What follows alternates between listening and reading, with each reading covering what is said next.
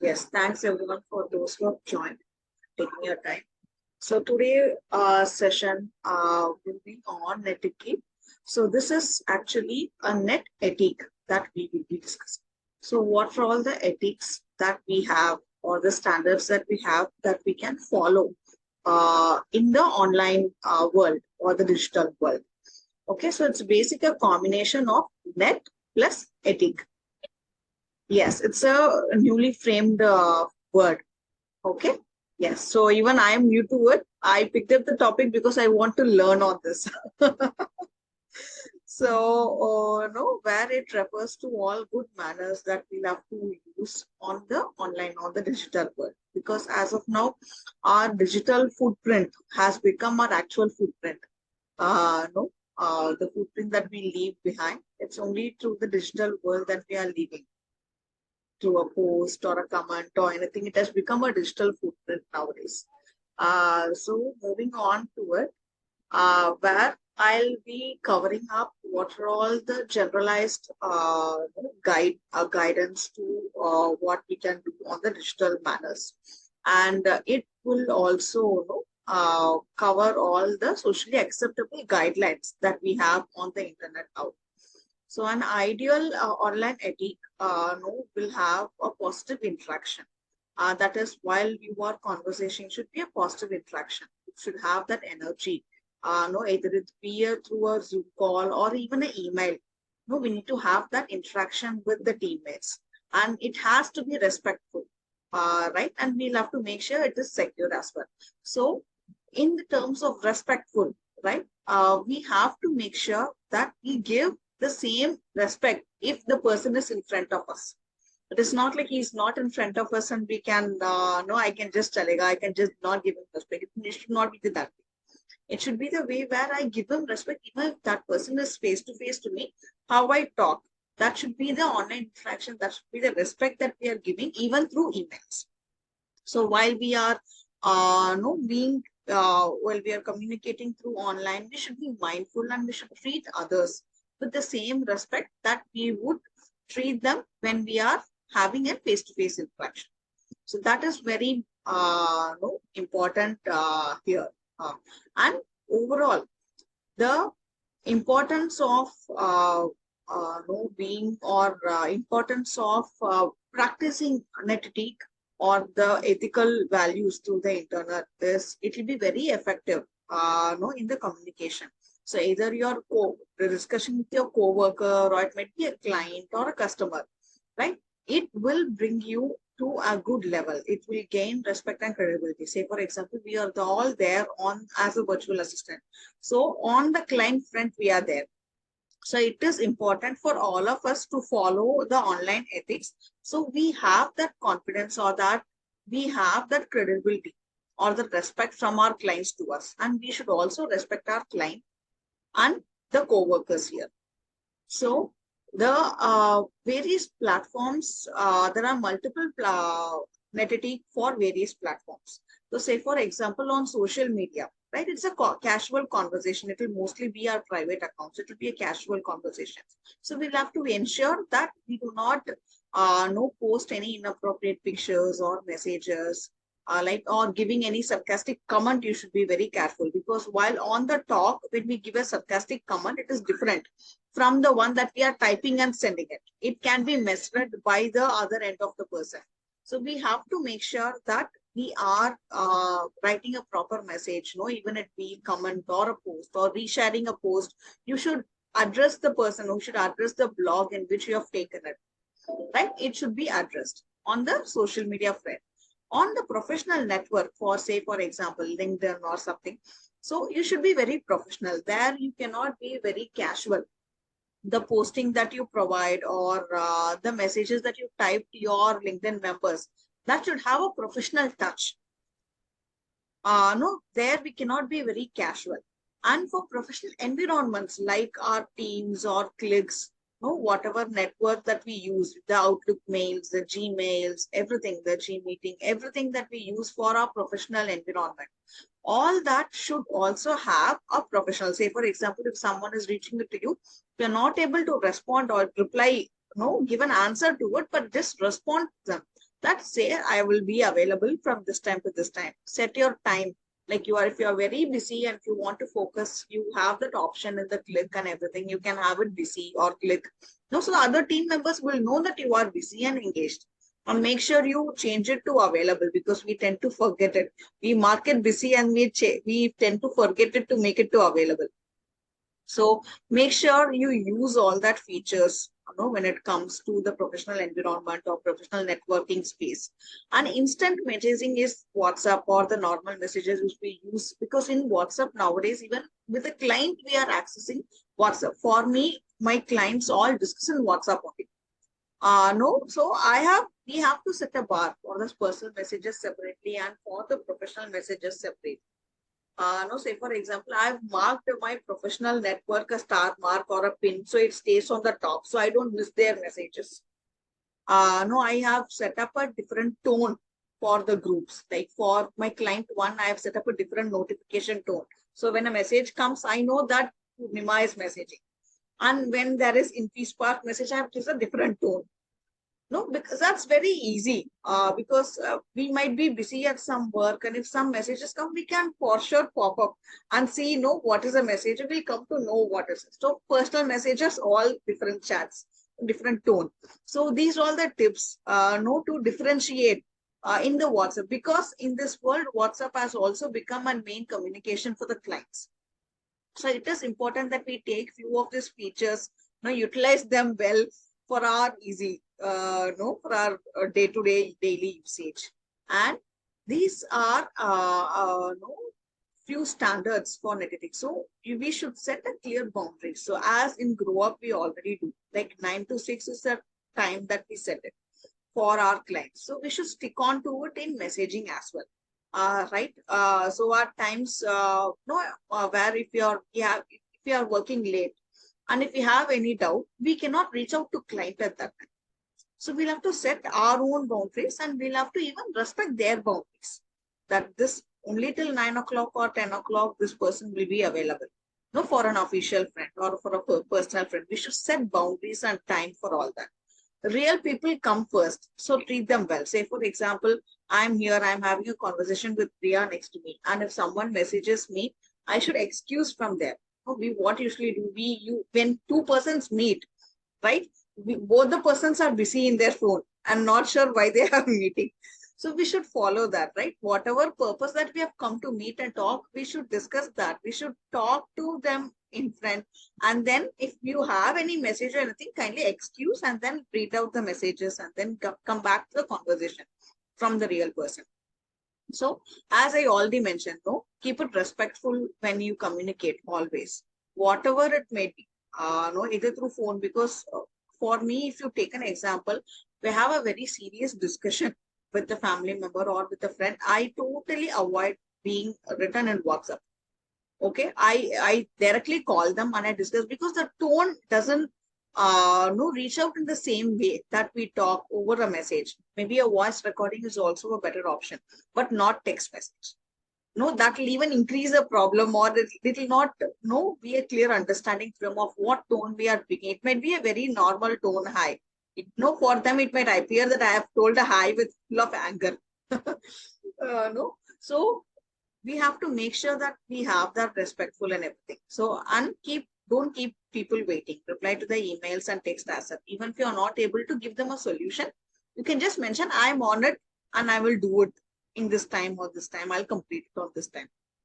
Now, we might think for professional network that, say, for example, in Teams, it appears as seen. From a ticket appears as seen. So we might understand that, okay, I have seen their messages, so they could understand that I'll be working on it. But we did not give so much to think to them, right? So we can just give it, I'm on it and I'll work. Another one is for an example email that you're sending it to a client or a customer. You will have to attach few details. You have already attached it and sent it. Again, you are following up with them. Make it easy for them to work. Again, attach the document. We need not mention as attached to the earlier email. No, you can attach it even now.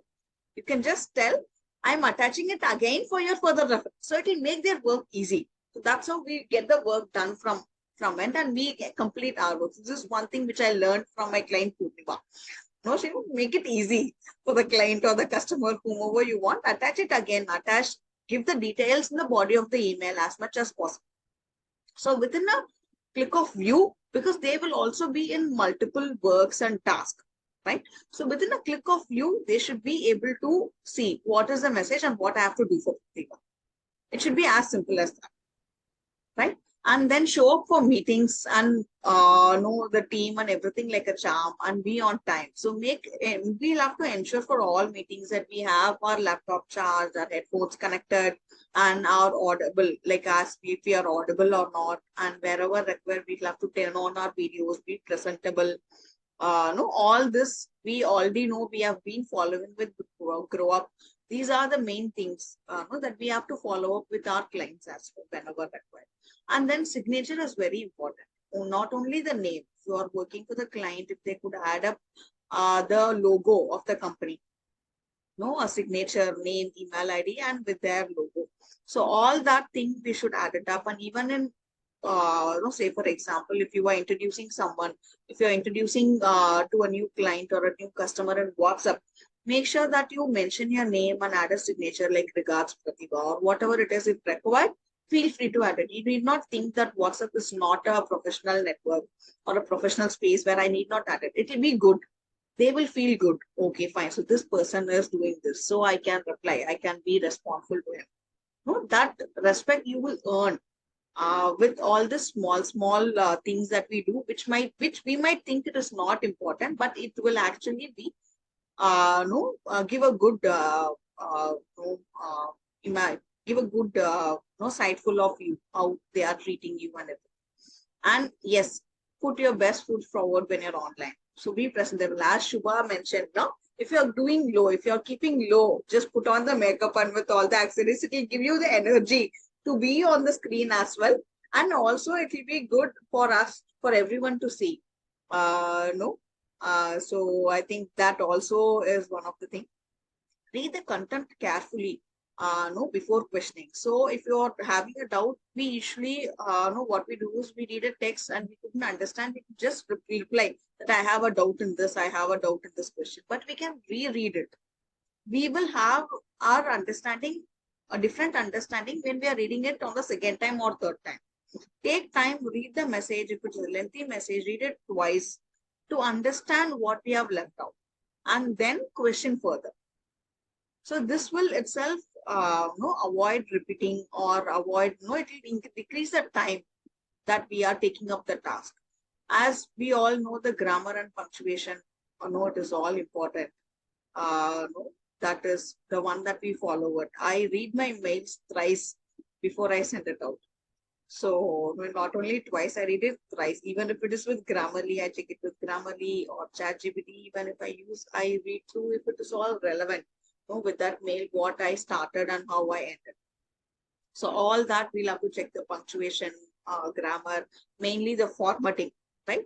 Because the fonting part might differ on the top, on the below, bulletins, everything has to be aligned. No, all that we'll have to check in each mail that we send. So these are the basic standards that we go through here. For the workplace class part, I have almost covered. Even in the non-verbal communication, messages or anything, be mindful in what you type and what you send. No, respond to emails on time or text messages. We should know your limits. No, maintain a social media separate. Yes, this point I want to discuss. But say for example, even for grow up training, we had to no post few LinkedIn post or no like blogs, medium blogs and everything. We can have a separate account if required for the client. We can have need not merge it with our personal accounts. Have a separate account for clients or for client usage and a separate account for our personal account. Because if we link it, it not be good. So be it separate, have a separate account for the clients or an official professional use. And then have a separate account for the personal usage. Be a role model. So being a remote employee and being a virtual assistant here, we have to be a role model for all others who are looking up at us. Because say, for example, we all have kids at home. No, they see us how much time we spend in laptop, in front of laptop. So they see and they grow. So we have to be. So say, for example, no, I am here presenting with this and everything. Okay.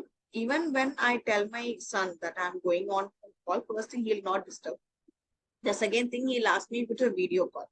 He will find out if it's a video call or not by my no the attire or the makeup that I put on. So if I am there presentable, he will for sure understand it's going to be a video call. So they see and they understand it. So we are setting that bar, we are setting that standard, and they do it. No, they will for sure follow the same in the future. If my son is going to present down the line in 5, 10 years, he know how to be presentable because he's seen me. No, he's seen me and growing. So for sure, we have to be a role model for the younger generation and for the other generation who are not much into the virtual world. We are into the virtual world completely, and we will have to follow it, and we make sure, no, we become a role model for this, and we do it. Overall, bring out to a nutshell, no, everything I've discussed it. So treat people online like you would do it in the public with the same standard.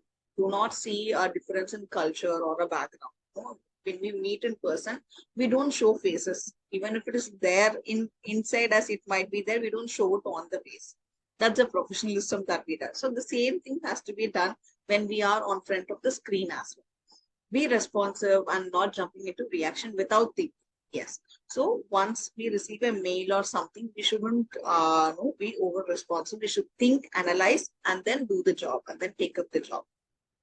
Any voice recording that I receive from the client, I no, I hear to it twice before I even start the job. It will be a very simple job, but I might have missed out few points. So on the second time, I will get it. Only after that, I will reach out to the client if I'm getting any doubts or further clarification. Never tag others without their permission. Say, for example, if you're tagging someone in Facebook, in a friend's network, it is very common.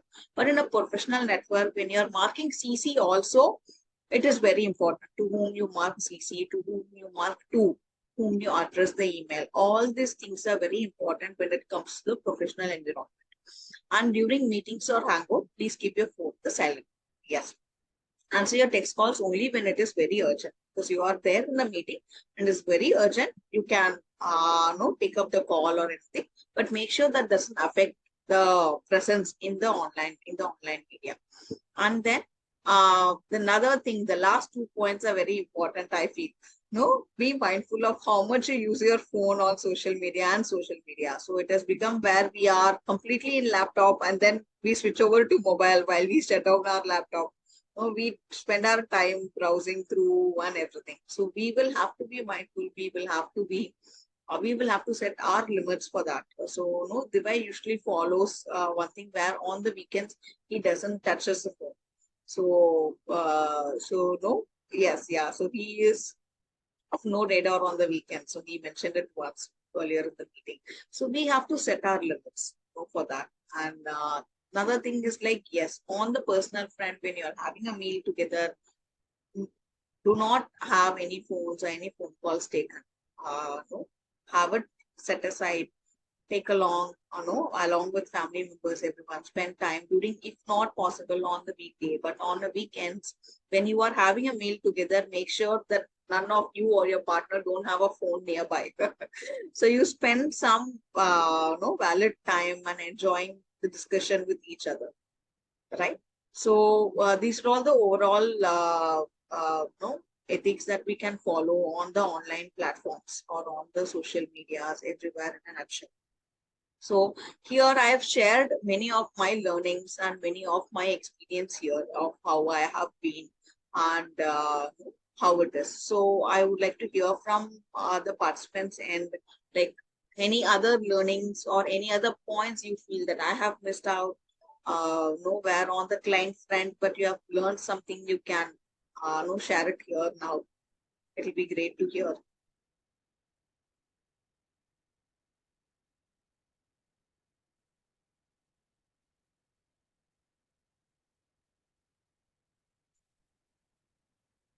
Yes, nothing much.